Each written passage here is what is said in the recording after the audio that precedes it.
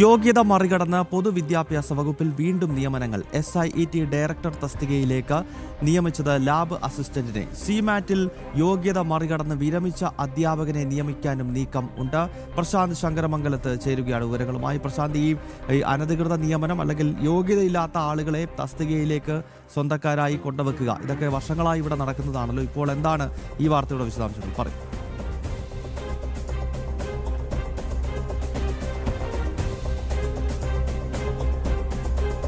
ഗൗതം, കഴിഞ്ഞ സർക്കാരിൻ്റെ കാലത്തുള്ള അനധികൃത നിയമനങ്ങളെല്ലാം നമ്മൾ കണ്ടതാണ്. വലിയ രീതിയിലുള്ള വലിയ വാർത്തകളായ സംഭവങ്ങൾ, നിരവധി സംഭവങ്ങൾ കഴിഞ്ഞ സർക്കാരിൻ്റെ കാലത്തുണ്ടായിട്ടുണ്ട്. പുതിയ സർക്കാർ അധികാരത്തിലേക്ക് വന്നിരിക്കുന്ന ഒരു സാഹചര്യമുണ്ട്. ഇപ്പോൾ ഇവിടെയും ഇത്തരത്തിൽ UDF സർക്കാർ അധികാരത്തിൽ വന്നതിന് ശേഷവും ഇത്തരത്തിൽ അനധികൃത നിയമനങ്ങൾ നടത്തുവാനുള്ള നീക്കങ്ങൾ ആരംഭിച്ചു എന്ന് വേണം നമുക്ക് മനസ്സിലാക്കേണ്ടിയിരിക്കുന്നത്.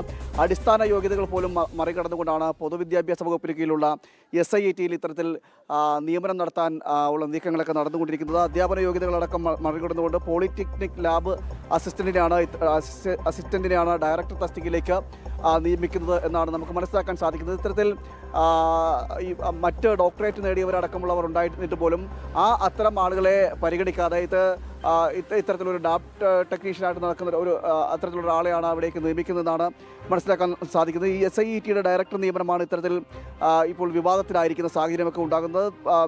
പൊതുവിദ്യാഭ്യാസ വകുപ്പിന് കീഴിലാണ് ഈ SIET സ്ഥിതി ചെയ്യുന്നത്. അവിടെയാണ് ഇത്തരത്തിൽ ഈ നിയമനം നടത്താനുള്ള നീക്കങ്ങൾ നടന്നുകൊണ്ടിരിക്കുന്നത്. വലിയ രീതിയിൽ വിവാദങ്ങളാവാം ആകാവുന്ന സാധ്യതകളും നിലനിൽക്കുകയും ചെയ്യുന്നുണ്ട്. അതായത് ഇത്തരത്തിൽ കഴിഞ്ഞ സർക്കാരിൻ്റെ കാലത്തും സമാനമായ രീതിയിലുള്ള നിയമനങ്ങൾ നടത്തിയത് വലിയ രീതിയിൽ അത് വാർത്തയാകുകയും വലിയ അഴിമതികൾ നടന്നതാണ്. ആ സമയത്ത് ഇത്തരം അഴിമതിക്കെതിരെ സമരങ്ങൾ നടത്തിയവരാണ് UDF അന്ന് പ്രതിപക്ഷത്തിലിരിക്കുമ്പോൾ.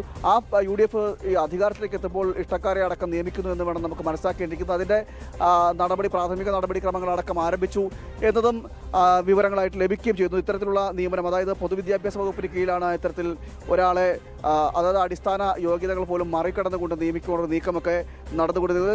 ഡിജിറ്റൽ മീഡിയ രംഗത്ത് പരിജ്ഞാനമുള്ളവർ വഹിച്ച ആ ഒരു പദവിയിലേക്കാണ് ഈ ലാബ് ടെക്നീഷ്യനുള്ള ആളെ, ലാബ് ടെക്നിക്കിൽ മാത്രമായിട്ട് പരിചയമുള്ള ഒരാളെ നിയമിക്കുന്നത്, അതിൻ്റെ ഡയറക്ടർ സ്ഥാനത്തേക്ക് നിയമിക്കുന്നത് എന്നൊക്കെയാണ് ഏറ്റവും എടുത്ത് പറയേണ്ടത്. ഇത്തരത്തിൽ വലിയ രീതിയിലുള്ളൊരു അഴിമതി അല്ലെങ്കിൽ സ്വജനപക്ഷപാതം എല്ലാം ഇതിൻ്റെ പിന്നിലുണ്ടെന്ന് വേണം നമുക്ക് മനസ്സിലാക്കേണ്ടിയിരിക്കുന്നത്.